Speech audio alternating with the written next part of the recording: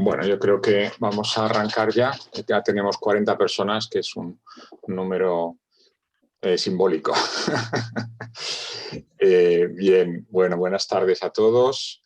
Vamos a arrancar una nueva edición del foro Digital Reasons, esta pequeña editorial que llevamos ya promoviendo hace 7 años, que intentamos cubrir pues, temas que tienen que ver con la concepción que se tiene del ser humano y la visión que permita pues, dar argumentos, ¿no? sobre esa visión antropológica desde muy distintas disciplinas, ¿no? La colección principal en la que se ha publicado este libro se llama Argumentos para el siglo XXI, y en esa colección tenemos temas muy variados de cuestiones históricas, jurídicas, económicas, científicas, temas sociales, temas culturales. La idea de este proyecto editorial es dar argumentos, como su nombre indica, dar argumentos que permitan pues, entender mejor el mundo en que vivimos y dar una respuesta, digamos, a algunos de esos elementos de controversia en el que se discute pues, la visión del ser humano desde una perspectiva antropológica cristiana. Dentro de nuestra colección, como digo, pues tenemos distintas líneas de temáticas y una de ellas es el mundo jurídico, en donde invitamos a distintos autores a que traten esos temas de los que hay debate social, en los que tener información más de fondo pues ayuda lógicamente a entender la raíz de estos problemas y solventar algunos de los tópicos que con mucha frecuencia salen en las conversaciones, por lo menos en nuestro país. Veo que hay personas de otros países aquí que igual pues no les resulta tan cercano. Pero bueno, uno de los tópicos que se manejan con bastante frecuencia es que la situación de la financiación de la Iglesia Católica en España o de otras confesiones religiosas es una excepción, es algo completamente único y consecuencia de un régimen político anterior que hay que de alguna manera superar, ¿no? En este sentido, pues nos interesaba mucho ver si esa situación era efectivamente única o era algo regular dentro de la legislación de los países europeos, y por eso pedimos a la profesora Silvia Meseguer, que es especialista en estos temas, que nos hiciera un ensayo dirigido a un público especial, a un público de una cierta capacidad intelectual, pero no especialistas, ¿no? Y que permitiera entender pues, cuál es la situación de nuestro país en un contexto en el que nos movemos, en un contexto europeo, ¿no? Y fruto de esa petición pues, fue este libro, pues, que creo que responde muy bien a ese planteamiento y da pues, muchas argumentos de fondo para entender mejor el problema. Yo simplemente quiero presentar un poco el proyecto editorial, pero aquí lo importante, las personas que verdaderamente interesan para el día de hoy son el autor, la autora del libro y el profesor Rafael Navarro Valls, que en el marco de su cátedra pues, se han desarrollado estos trabajos con una larguísima trayectoria en temas relacionados con el derecho eclesiástico del Estado. Así que bueno, voy a empezar dándole la palabra al propio profesor Rafael Navarro Valls, que también nos presentará un poco el libro y el marco en el que este libro se encuentra. Muchas gracias a todos por asistir y gracias, por supuesto, al profesor Navarro Valls y a la profesora Silvia Meseguer por compartir con nosotros este rato de seminario. Adelante. Bien, ante todo, muchas gracias al profesor Emilio Chubieco, que es el editor del libro que hoy presentamos, y a Silvia Meseguer, que es la autora del mismo, por su amabilidad al querer que yo participe de esta fiesta que es la presentación de un libro. También, naturalmente, veo muchos amigos a los cuales les saludo muy cordialmente. Hablamos de libros y los libros requieren siempre previamente un análisis de su autor.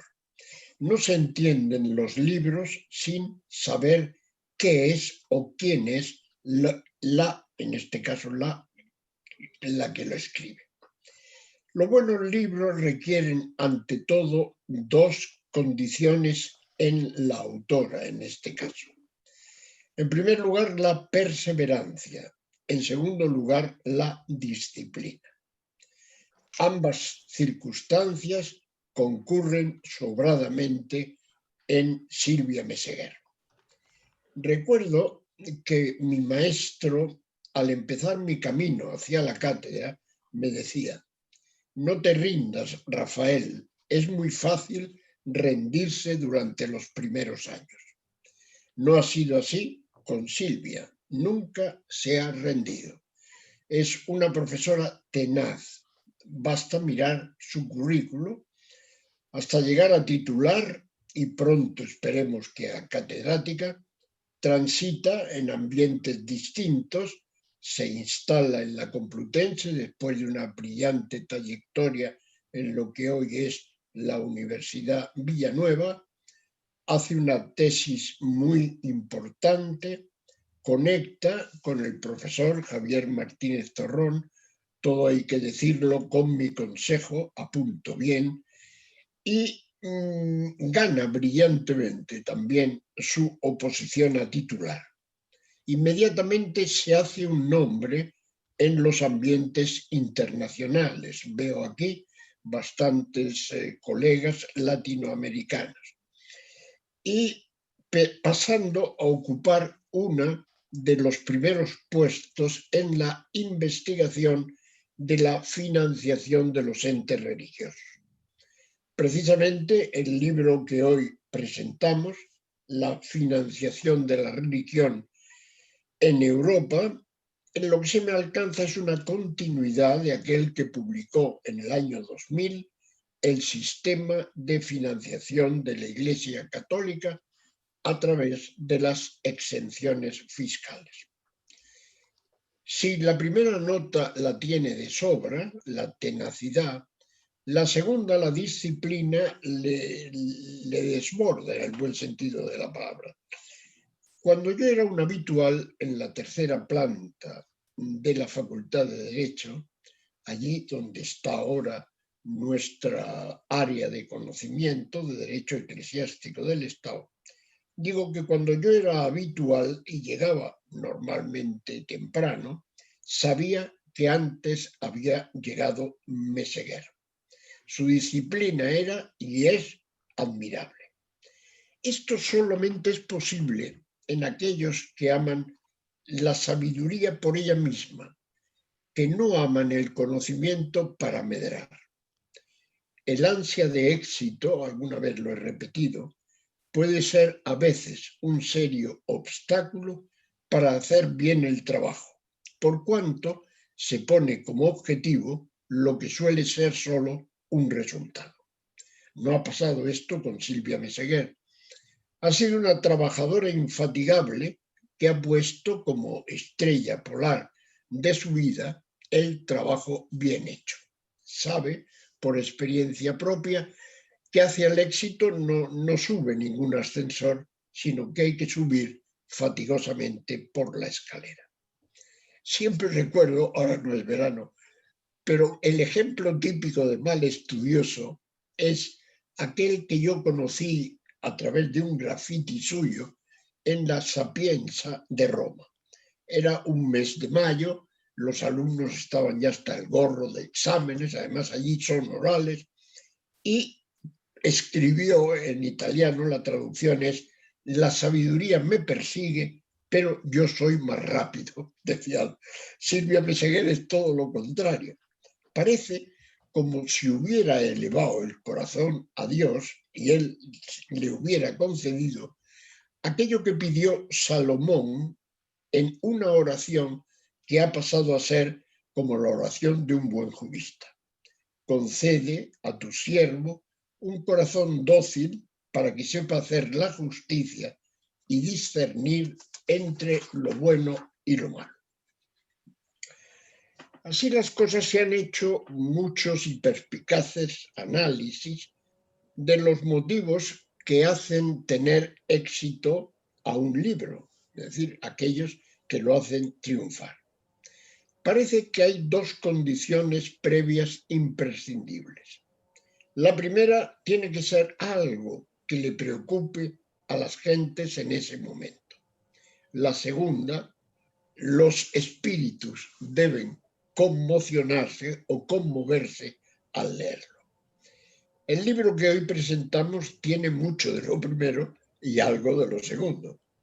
Prescindiendo de la conmoción en los espíritus que provoca el análisis de la financiación en Europa, fijémonos más bien en la importancia del tema. Si compran el libro, cosa que yo aconsejo vivamente, verán que en su portada hay muchas preguntas muy incisivas. He extraído este párrafo. ¿La colaboración económica del Estado con la religión en España es equiparable a la de los otros países europeos? ¿Deben las iglesias y las comunidades religiosas recibir subvenciones con cargo a fondos públicos en términos similares a las organizaciones sin ánimo de lucro? ¿Se encuentra la religión privilegiada en comparación con los sindicatos, los partidos políticos, la prensa, la cultura, el deporte, la ciencia o la investigación? Estas son preguntas que están en la calle y a las cuales brillantemente la profesora Silvia Meseguer contesta ella. Y lo hace desde dos vertientes, desde la abstracción de los conceptos y luego lo que se suele llamar el derecho en pie de guerra, es decir, a la jurisprudencia de algún modo. Ella lo abarca fijándose no en cualquier jurisprudencia, sino en la jurisprudencia del Tribunal de Justicia de la Unión Europea y del Tribunal Europeo de Derechos Humanos, naturalmente centrándose en no discriminación en la financiación de los grupos religiosos minoritarios. En fin, y voy acabando, un buen profesor lo es en la medida que produce un triple impacto. Primero, sobre sus alumnos. Segundo, sobre sus profesores. Y tercero, el valor duradero de sus enseñanzas. Empecemos por lo primero. Los rumores que me llegan acerca de Silvia Meseguer es que es una persona ampliamente estimada por sus alumnos. Desde su llegada a la Complutense, no es que yo haya fisgado todo eso, lo sé por referencias, prácticamente cada año es evaluada por los alumnos como profesora de excelencia. Aquellos de ustedes que se hayan sometido voluntariamente o forzadamente a la evaluación de los alumnos comprenderán la importancia de ser vista como una profesora de excelencia. Y respecto a los profesores, el impacto que produce en sus colegas, basta decir que la aprecian mucho por estas cualidades. Primero, puntualidad en las entregas de trabajos para obras colectivas, lo cual no es nada fácil. El rigor y la claridad en las conferencias o ponencias en congresos. Capacidad de organización y de trabajo en grupo, tanto sabiendo mandar cuando tiene que hacerlo, como siendo un simple miembro de ese grupo. Se ocupa de interactuar con grupos de trabajos de otros países. Algunos de ustedes están aquí presentes. El Consorcio Latinoamericano de Libertad Religiosa, las estancias de docencia Erasmus en Catania y Oporto, además de sus numerosas publicaciones en otros países que incluyen Italia, Canadá, México o Rusia.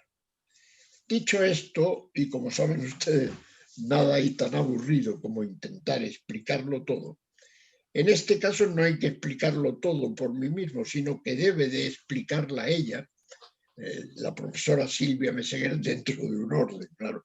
Al parecer le han dado unos 20 minutos, ¿no? A nosotros nos han dado 10, que me parece que son lo que acabo de hacer. Vayamos, por tanto, a escuchar a Silvia Meseguer y muchas gracias por vuestra atención. Muy bien, muchas gracias, profesor Rafael Navarro. Creo que ha sido magnífica introducción para lo que ahora nos presentará Silvia. Una pequeña advertencia, ya lo he comentado al principio, que mantengan todos los demás el micrófono apagado para evitar ruidos, y el que quiera hacer preguntas, que lo vaya haciendo por el chat, y al terminar la sesión de Silvia, pues coordinaremos un poquito esas preguntas para que tengan un cierto orden. Así que, bueno, adelante Silvia, por favor. Muchas gracias. Yo no sé si después de esta presentación, profesor Navarro Valls, voy a ser capaz de hablar. Estoy realmente conmocionada. Ha sido una presentación afectuosa, amable, generosa, acordándome de una anécdota que usted mismo contaba, que decía el presidente Johnson, mi padre le hubiera gustado y mi madre hasta se lo hubiera creído. Pues ahora mismo estoy en ese momento, en el momento que no sé si voy a ser capaz de estar a la altura, y el listón ha quedado demasiado alto. En fin, muchísimas gracias por la afectuosa y la generosísima presentación que no me merezco. Gracias también al profesor Emilio Chubieco por brindarme esta oportunidad de presentar un libro que, si bien escribí ya hace tiempo, La financiación de la religión en Europa, lo cierto es que estaba pendiente de presentación y me ha brindado esta oportunidad de estar aquí acompañada de colegas y profesores universitarios, de alumnos y de amigos y familiares. Y un agradecimiento muy especial a todos aquellos profesores que nos acompañan hoy desde el otro lado del Atlántico. Por lo que he podido comprobar, proceden de Perú, de Chile, de Argentina, de México. Muchísimas gracias a todos por el madrugón, por estar aquí y bueno, por acompañarme, tanto los que están fuera como también los profesores que están fuera de España, en Europa, o en otras universidades, que también veo a muchos, incluso a muchos expertos en esta materia. En fin, muchísimas gracias a todos, y voy a tratar de ser lo más concisa posible, porque lo que no les ha dicho el profesor Navarro Valls es que él es muy riguroso moderando con los tiempos. Entonces quedan 20 minutos que tengo que aprovechar al máximo, aunque procuraré no contar muchas cosas para no aburrir al público, simplemente cuáles son las líneas que he tratado de abordar en el libro. Bien, me voy a centrar en tres aspectos principales. Por un lado, en cómo es la financiación, o dar algunas pistas más bien de cómo es la financiación de la religión en los países europeos. En segundo lugar, una breve síntesis de cuál es la doctrina del Tribunal Europeo de Derechos Humanos sobre esta cuestión, para terminar haciendo una pequeña valoración sobre el sistema actual español. Me parece muy importante, quizás a mi juicio es de lo más interesante, resaltar que la financiación de la religión se produce en todos los países europeos. Parece muchas veces que en España es el único país en el que se produce dicha financiación, que quizás somos un verso suelto en esta cuestión. Pero realmente no es así. Pasa un poco como con la enseñanza de la religión. La enseñanza de la religión muchas veces, y en estos últimos días lo hemos visto, parece que solamente se imparte en las escuelas públicas españolas, cuando en realidad, menos en Francia, en todos los países europeos, se imparte enseñanza religiosa. Pues con la financiación de la religión ocurre lo mismo. En todos los países existe esta financiación, incluido también en Francia. Para ello, por eso tenemos que ver que eso sí, que hay diferentes modelos de financiación y que va a depender de las relaciones Iglesia-Estado establecidas en cada uno de los ordenamientos jurídicos. Tendríamos primero que ver cuáles son estas relaciones Iglesia-Estado, para después ver qué modelos se pueden establecer, y unos supondrán un mayor o menor grado de involucración con el Estado. Bien, a grandes rasgos nos encontramos que en los países europeos existen tres modelos. En primer lugar, encontramos países como Francia o como Turquía, en los cuales existe una separación estricta entre el Estado y las confesiones religiosas que bascula sobre su principio de laicidad.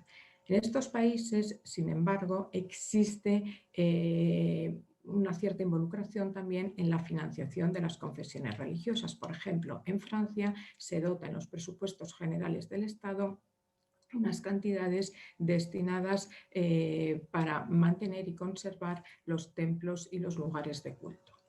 En otros países nos encontramos que lo que existe es un vínculo institucional con una determinada confesión religiosa.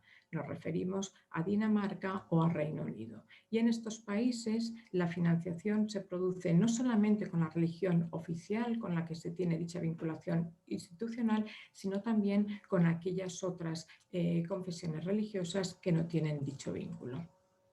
En tercer lugar, están aquellos otros países que tienen un modelo mucho más amplio, es el modelo que tiene el sistema español también, en el cual partiendo de un régimen de neutralidad de los poderes públicos en materia de religión y de igualdad, se establecen unas relaciones de cooperación estatales del Estado con las confesiones religiosas.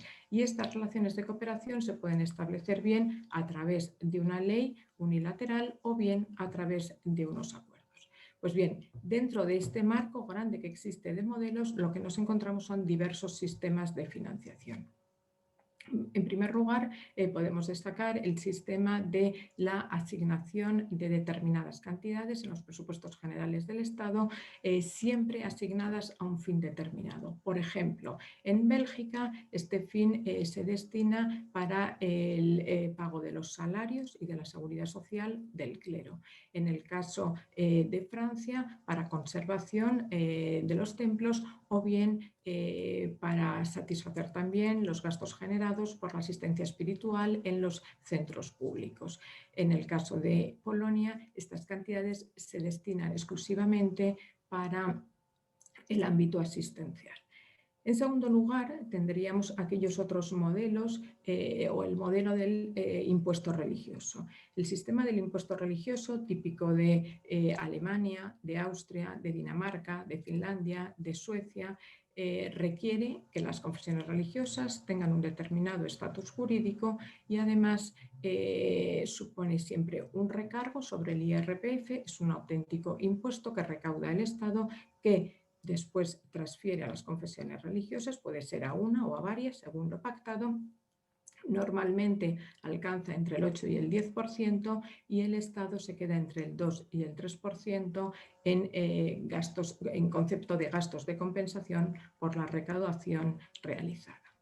Por último, tendríamos el sistema de asignación tributaria, conocido por todos, es el sistema que se establece en España, también en Italia, en Hungría y en Portugal.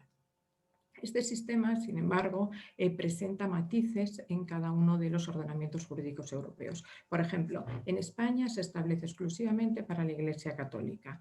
En Italia se pueden hacer partícipe todas aquellas confesiones religiosas que tienen firmados acuerdos con el Estado italiano. En Portugal y en Hungría también está abierto a otras confesiones religiosas. Además, nos encontramos que el porcentaje varía, va desde el 0,5 en Portugal, 0,7 en España, 0,8 en Italia y el 1% en Hungría. Y también existen algunas diferencias significativas en el destino que se le da a las cantidades asignadas.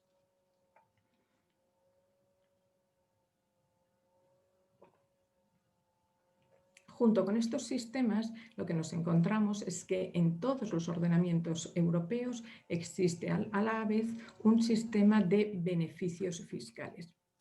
Un sistema de beneficios fiscales previsto para las confesiones religiosas y además que se puede establecer por dos vías que no son incompatibles entre sí. Por un lado, se suele establecer una serie de exenciones fiscales de carácter estatal o municipal que vienen establecidas en la ley unilateral o bien en los acuerdos y que después se desarrollan en la legislación específica de cada uno de los ordenamientos jurídicos. Así ocurre en España, en Alemania, en Austria, en Bélgica.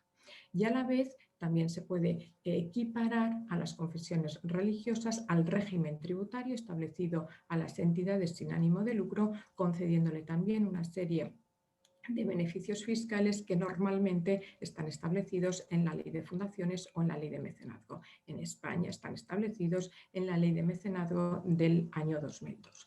No nos podemos detener a hacer aquí un catálogo de todos los beneficios fiscales que tienen las confesiones religiosas, ni la Iglesia Católica, ni otras confesiones religiosas, ni en España, ni en los países europeos. Pero sí me gustaría resaltar el impuesto sobre bienes inmuebles, que quizás es una de las cuestiones más polémicas y que normalmente cada año, en el momento en el que se abre el periodo de la declaración de la renta, siempre surge: ¿por qué la Iglesia Católica no paga el impuesto sobre bienes inmuebles? Pues bien, la Iglesia Católica no paga el impuesto sobre bienes inmuebles, pero es que tampoco lo pagan aquellas otras confesiones religiosas que tienen firmados acuerdos de cooperación. Tampoco lo pagan las entidades evangélicas, tampoco lo pagan las comunidades judías ni las comunidades islámicas. Y no lo pagan en España y tampoco se paga en Alemania, ni en Francia, ni en otros ordenamientos europeos. Al mismo tiempo, por la aplicación de la ley del mecenazgo, nos encontramos que hay otras muchas instituciones dentro del ordenamiento jurídico español que tampoco están, también se consideran exentas del pago de ese impuesto. Nos referimos, por ejemplo, a los bienes inmuebles de la Cruz Roja, a los centros escolares públicos, a los centros sanitarios públicos, a los cuarteles, a las comisarías, a las bibliotecas municipales, etc. Es decir, el listado es muy amplio y muchas veces el debate, aunque se polariza en relación con la Iglesia Católica, habría que hacerlo extensivo al resto de las confesiones religiosas y al resto de las exenciones que se contemplan en la ley de mecenazgo. Bien, junto con estas exenciones tributarias también es habitual que se establezca un tratamiento favorable a las donaciones realizadas por los fieles a las confesiones religiosas. Este tratamiento favorable prácticamente se contempla en todos los ordenamientos jurídicos, pero aquí la diferencia nos la encontramos en relación con los porcentajes. Por ejemplo, en Francia ese porcentaje es del 60% cuando la donación la realiza una persona física. En Estados Unidos esa cantidad donada se desgrava al 100%. En España la desgravación después de la reforma de 2014 es del 30%, con la posibilidad de que se eleve al 35% en el caso que la donación se realice durante 3 años consecutivos. Este porcentaje, este incremento del 30 al 35, lo que pretende es fidelizar al contribuyente. Además, también nos encontramos que en los países europeos existen unas pautas de actuación común en relación con la financiación del patrimonio cultural. Los bienes que constituyen el patrimonio cultural están catalogados en los diferentes países y normalmente se asignan unas cantidades en los presupuestos generales del Estado para mantenerlos y conservarlos. La regla general es que estos bienes deben estar abiertos al público, así ocurre en Reino Unido, en Finlandia, en Francia, mientras que hay, por ejemplo, en los Países Bajos, en los que aunque los templos o los lugares de culto sean privados y no estén disponibles para toda la sociedad, pueden ser objeto también de estas subvenciones. Lo mismo ocurre en Lituania, Eslovenia, Polonia, etc. Bien.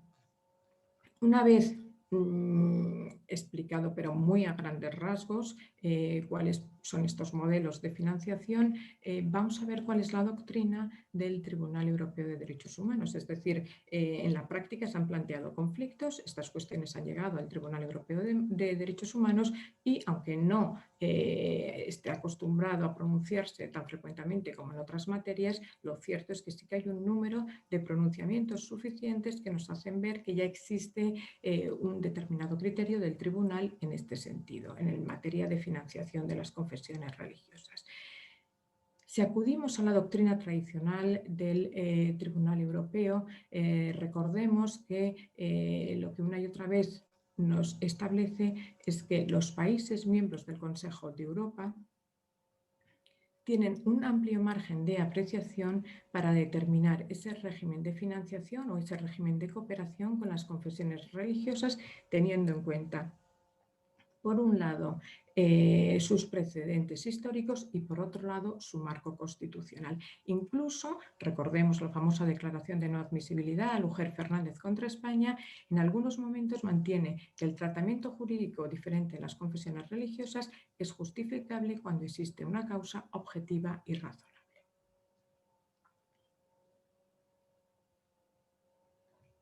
Sin embargo, en tiempos más recientes, el Tribunal Europeo, sin llegar a derogar expresamente o a revocar expresamente la jurisprudencia anterior, sí que mantiene un criterio más flexible, un criterio en el que demuestra la preocupación que tiene por la neutralidad e imparcialidad de los poderes públicos en materia de cooperación y por ello establece unos límites que considera que no se pueden traspasar.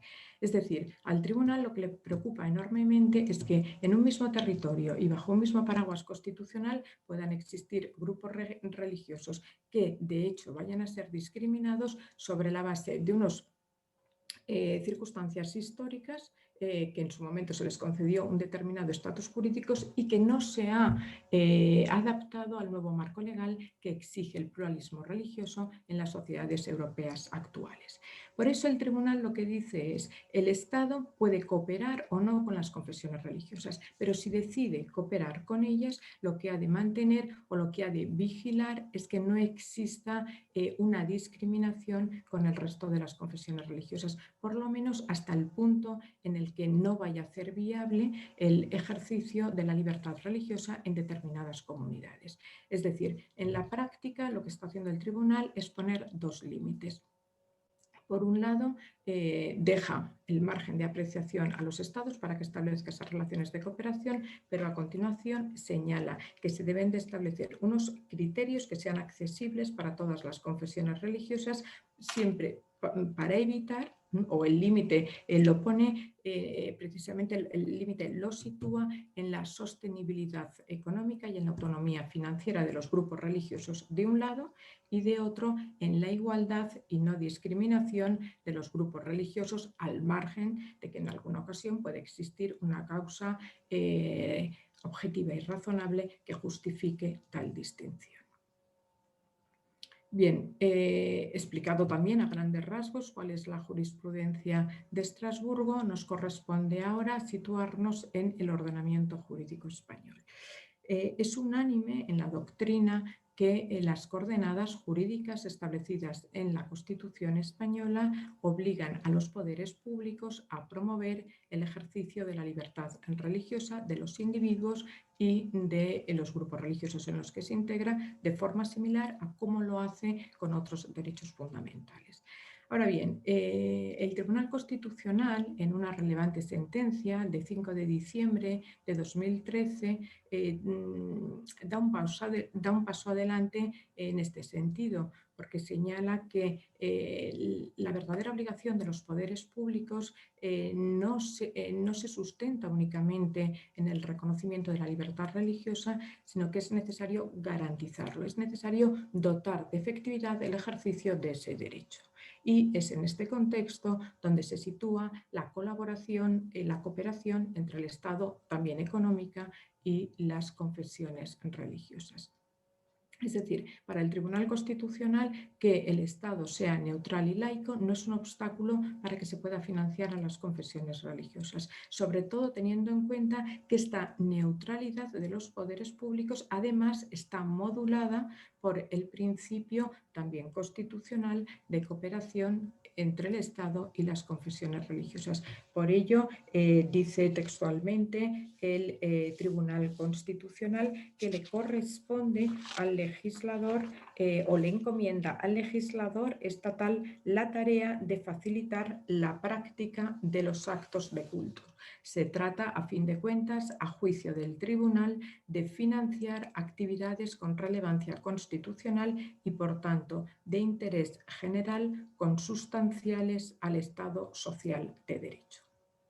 Bien, pues determinadas las coordenadas jurídicas, sabemos que el sistema de financiación del sistema español combina los diferentes elementos que anteriormente hemos señalado, es decir, establece por un lado el sistema de asignación tributaria de forma exclusiva para la Iglesia Católica, ya lo hemos señalado antes, y combina también los sistemas de exención de beneficios fiscales tanto para la Iglesia Católica como para los acuerdos para aquellas confesiones religiosas que tienen acuerdos de cooperación. Igualmente, establece un régimen tributario favorable para las donaciones realizadas en favor de las confesiones religiosas.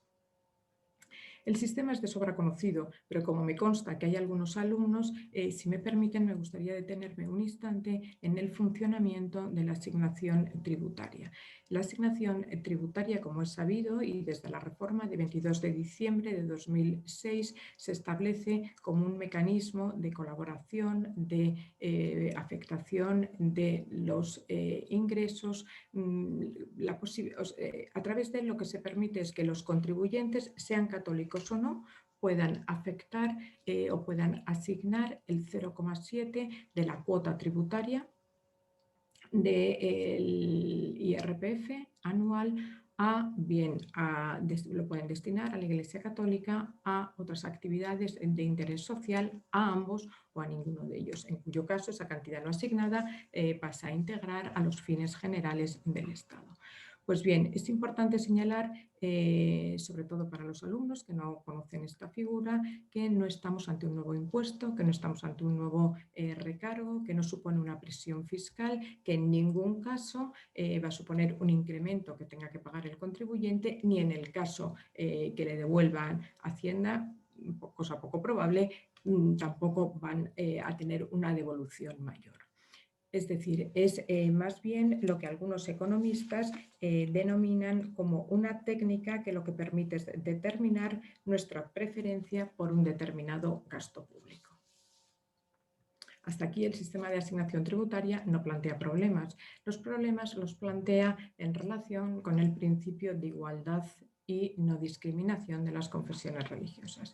Tradicionalmente se ha dicho que este sistema no se hacía extensivo a otras confesiones religiosas porque era un sistema provisional y porque incluso las propias confesiones religiosas, cuando lo pactaron, decidieron que no les interesaba. Hoy esta no es la situación es que las propias confesiones religiosas, la Federación de Entidades Evangélicas de España, lo ha solicitado en varias ocasiones y en varias ocasiones distintos gobiernos se lo han denegado y lo mismo ha ocurrido con el Tribunal Supremo Español.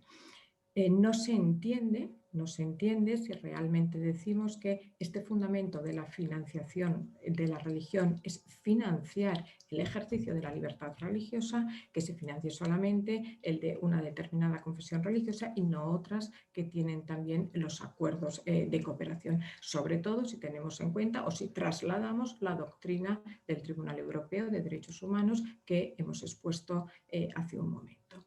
Igualmente, es extensible este argumento es igualmente extensible para los beneficios fiscales. Los beneficios fiscales previstos en la ley de mecenazgo únicamente lo son para la Iglesia Católica y para las confesiones religiosas con acuerdos de cooperación, mientras que el resto de las confesiones no cuentan con un tratamiento especial específico.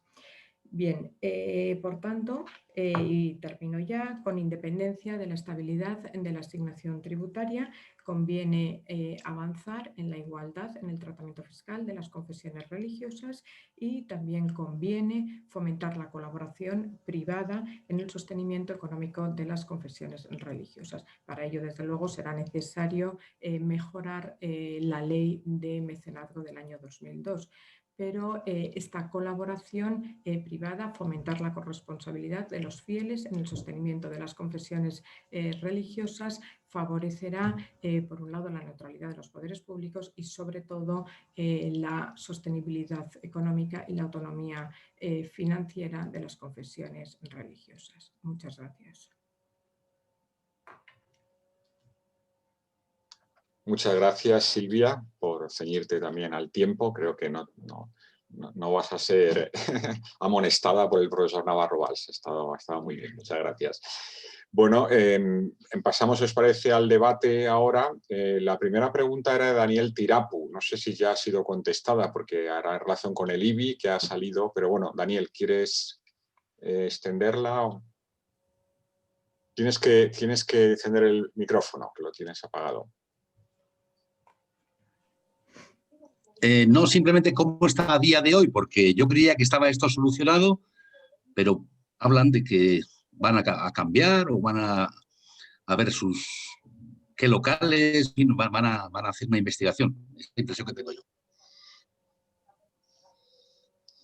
Nada más. Gracias, Daniel. Adelante. Muchas gracias, profesor Tirapu, por su pregunta, por su interés, por estar aquí, por acompañarnos.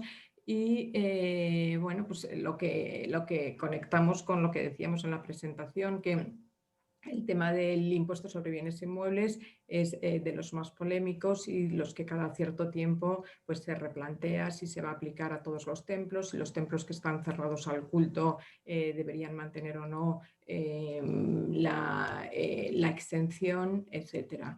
De momento, tal y como está regulado en la actualidad y tal y como se establece tanto en los acuerdos como en la legislación específica del impuesto sobre bienes inmuebles, es aplicable a la Iglesia Católica y a las confesiones religiosas que tienen acuerdos en los términos recogidos en estos acuerdos. Así que, de momento, aunque está en el debate público, desde el punto de vista jurídico se mantiene tal y como está contemplado. Muy bien, muchas gracias. Javier Martínez Torrón también tenía una pregunta. Bueno, buenas tardes. Ante todo, aunque el libro tenga ya un tiempo, pero mis felicitaciones de nuevo a la profesora Meseguer, porque combina en este libro su análisis profundo y la visión de conjunto con la atención al detalle, que son cosas que uno encuentra raras veces. Mi pregunta tiene que ver con el COVID, porque estamos todos obsesionados con el COVID. Hay gente que ya sueña en cuadros de Zoom. Y en estas discusiones que hemos tenido de hace un tiempo sobre distintas cosas, incluido un seminario en la Complutense hace unos días, se ha planteado mucho a propósito del COVID toda la cuestión de la colaboración entre Estado y sociedad civil en general y en particular con esa parte de la sociedad civil que son las confesiones religiosas. Y bueno, hay distintos comentarios. A mí me gustaría saber la opinión de la profesora Meseguer en relación, uno, si realmente cree que esa especie de apertura de ojos que la pandemia está siendo para muchas cosas va a afectar al modo como se relacionan digamos, en términos de cooperación mutua el Estado y las confesiones religiosas, porque ese conjunto de confesiones e instituciones se está demostrando tremendamente útil en la lucha contra el virus. Y segundo, si, como apuntaba el otro día un profesor polaco, si todo ese nuevo replanteamiento de la colaboración entre Estado y confesiones religiosas como parte de la sociedad civil podrá materializarse en un cambio en España en particular y en Europa en general en cuanto a los modelos de cooperación económica que hoy tenemos. Muchas gracias. Muchas gracias, profesor Martínez Torrón, por la pregunta. Vamos a ver, yo creo que la pandemia actual ha incidido de forma clara o ha tenido que incidir de forma clara en las finanzas de las confesiones religiosas. Voy a centrarme quizás más en la Iglesia Católica aquí en España, pero desde luego que ha incidido en la financiación. Todavía no existen estudios, pero lógicamente tengamos en cuenta que en España la asignación tributaria supone alrededor de un 23, 24, 25% según los años. El resto descansa en una buena parte en los donativos de los fieles. Los templos se han cerrado, los servicios religiosos tampoco se han celebrado, con lo cual parte de los servicios que se han podido, parte de los donativos de los fieles a través de las recolectas de los domingos unidos a, por ejemplo, los servicios religiosos, las primeras comuniones, las confirmaciones, las bodas, pues son ingresos que no han tenido. Es cierto que en algunas parroquias esto lo han visto como una oportunidad, enseguida se han virtualizado, se han digitalizado e incluso, si me lo permiten, han puesto el cepillo online y con ello han tratado de intentar solventar esta situación económica, pero lo cierto es que los ingresos o los donativos de los fieles han sido mucho menor y a la vez los gastos que han tenido que atender han sido mucho mayores, es decir, no existen todavía datos oficiales. Yo he encontrado un estudio hace unos días de una fundación que dice que de momento que sean conocidas, se han desarrollado 449 acciones por parte de la Iglesia Católica en favor de los más necesitados. Y se dice en el propio estudio que esto no es más que la punta del iceberg, es decir, los ingresos han disminuido y la atención, yo creo que esto es indiscutible y lo hemos visto de Cáritas, de Manos Unidas, desde la Iglesia Católica ha sido impresionante. Con lo cual entiendo que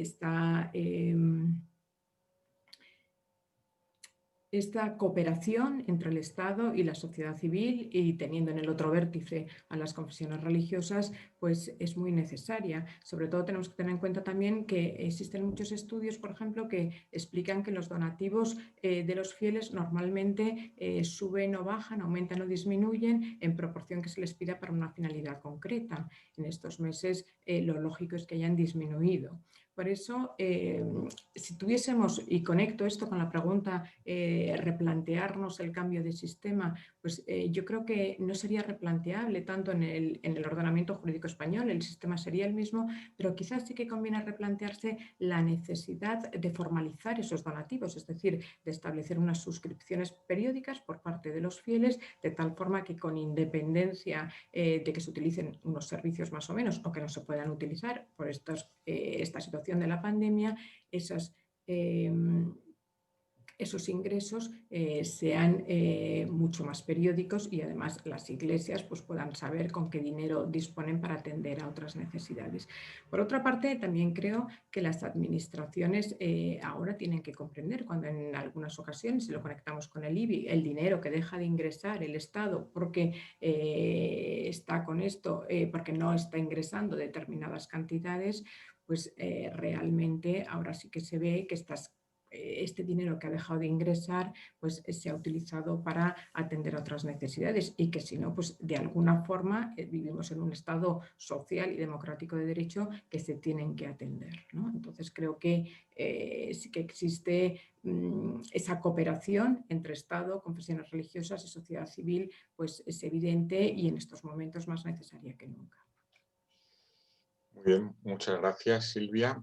Hay una pregunta de Isabel Cano, no sé si quiere hacerla ella misma o la leo directamente del chat.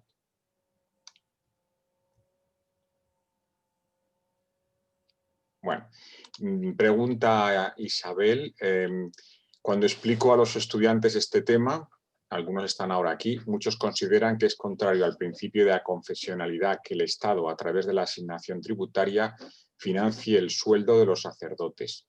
¿No se produce una confusión entre funciones estatales y religiosas?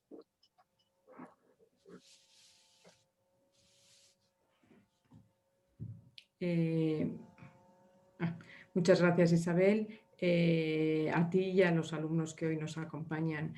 Bueno, es la cuestión que ha sido muy discutida, si con esta asignación tributaria se conculca o no el principio de laicidad, que recordemos que el Tribunal Constitucional matiza que es la laicidad positiva. En mi opinión, la asignación tributaria no es un sistema que conculque esta cuestión, lo conculca la dotación presupuestaria en los presupuestos generales del Estado. Pero siempre y cuando hay una asignación, supone que los contribuyentes voluntariamente, sean católicos o no, asignan una cantidad, hacen una afectación de los...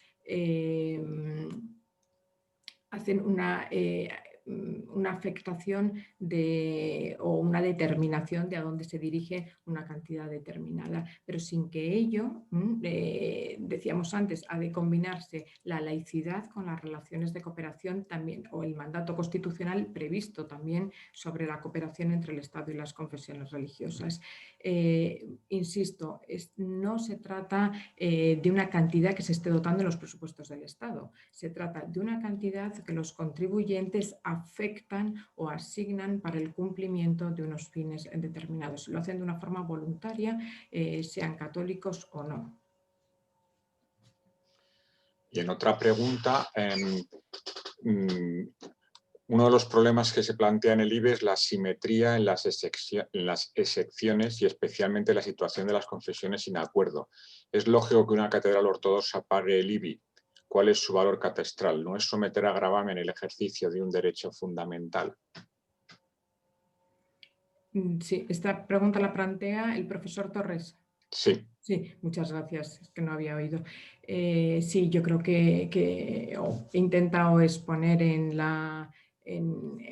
mi breve intervención que sí que entiendo que puede haber una asimetría, es decir, no se trata, volvemos a la misma idea, si realmente lo que se pretende es financiar el ejercicio de la libertad religiosa, no podemos distinguir según tengan acuerdos o no tengan acuerdos de cooperación, es decir, el sistema de beneficios fiscales se podría establecer para todas las confesiones. Últimamente ha habido una modificación, por ejemplo, con los efectos civiles que se han concedido a los matrimonios religiosos de las confesiones de notorio arraigo. Esto sería lo mismo, es decir, no es necesario que tengan un acuerdo para que se le concedan efectos civiles a esos matrimonios. No es necesario que tengan un acuerdo para que los beneficios fiscales establecidos en la ley de mecenazgos, siempre y cuando cumplan los requisitos establecidos por la propia ley, pudiesen ser reatribuidos a también estas confesiones sin acuerdo con notorio arraigo. Antes, bueno, ya hago una pregunta personal. Antes has comentado que también el IBI están exento y has citado ejemplos que, si no he entendido mal, casi todos son entidades, digamos, de propiedad estatal. Pero ¿qué otras entidades privadas tienen la exención del IBI? ¿Sindicatos, partidos políticos, clubes deportivos, etcétera? En el caso de los sindicatos y los partidos políticos, no cuando pertenecen a la propiedad. Aquí hay matices, pero en la mayoría de los casos se tratan de bienes que son de titularidad pública o bien, también es, por ejemplo, el caso de los consulados o el caso de las embajadas. En la mayoría de los supuestos lo que se trata es de no gravar la titularidad de un bien que está afecto a determinados usos, y en este caso, bueno, pues los bienes que están destinados a unos fines concretos y determinados quedan exentos del pago de ese impuesto. Muy bien. No sé si tenemos más preguntas. Aquí en el chat no veo ninguna otra. No sé si alguien quiere hacerla así, tal cual. A ver, perdón, sí. No. No veo ninguna otra. Tal vez yo acabo una última pregunta y tal vez un poquito tu opinión personal sobre qué debería mejorar en España, qué debería mejorar, digamos, la jurisprudencia sobre esta cuestión para que, en tu opinión, fuera idónea, fuera más justa. No solamente la jurisprudencia, sino yo creo que por un lado tendríamos que avanzar en cuanto a la igualdad en el tratamiento fiscal de las confesiones religiosas. Por otro lado, creo que tendríamos que avanzar también en la corresponsabilidad de los fieles. La corresponsabilidad de los fieles en el sostenimiento económico de las confesiones religiosas es un concepto muy desarrollado en Italia y en Estados Unidos y no tanto en España. Y por otro lado, creo que desde el punto de vista del Tribunal Constitucional tendría que terminar de dar ese paso adelante para no justificar esa diferencia que hay de trato jurídico entre las confesiones religiosas en materia de exenciones fiscales. Muy bien, muchas gracias. No sé si el profesor Navarro Valls quiere hacer algún comentario adicional. Tiene el micrófono apagado en este momento, pero...